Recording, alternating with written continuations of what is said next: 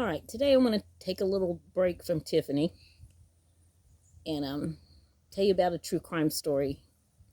I've watched true crime for about 20 years, and this one kind of stuck with me. It's not a long story.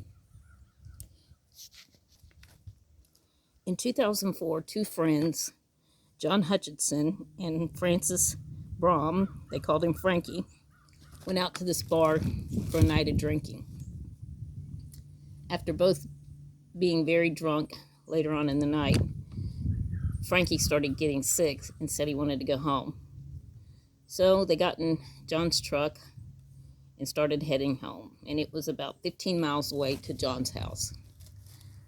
So Frankie starts to feel sick, so he rolls down the window and starts puking out the window of the passenger window.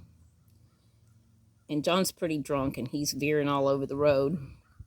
And he hits a curb and almost hits a telephone pole and gets back on the road, and they continue home. So they get home, and John just wants to go in and go to sleep. So he nudges Frankie and says, "Come on, we're home. Get up. Go inside." And John gets up and goes in the house and gets in bed and falls asleep.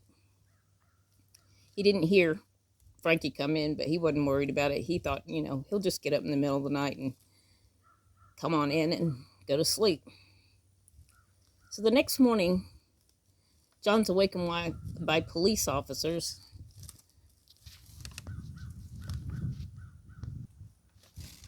with their guns drawn, telling him to get up. And he's still pretty drunk, so he doesn't know what the heck's going on. But he gets up, and apparently his neighbor went to take his little daughter for a walk in the morning and was walking past his driveway and saw a headless body hanging out the window and called the police. John had blood all over his clothes, but he had no idea what was going on. They took him to jail, and they told him his best friend, and they had been friends for years, was dead and headless.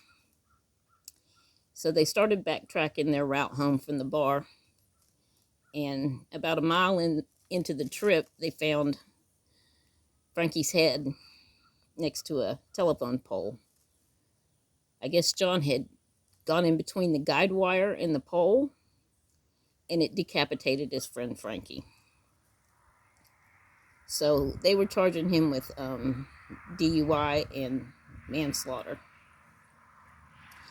Now, he was real close to Frankie's parents, and they went and petitioned to let him out of jail. So they gave him a $50,000 bond, and he got out of jail.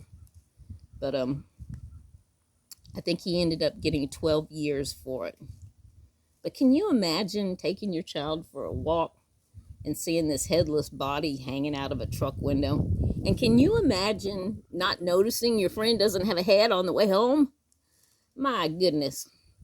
That's just so one of those struck by lightning kind of stories. All right, though. I want y'all not to forget. Send me money. Just kidding. Don't send me money. All right, bye.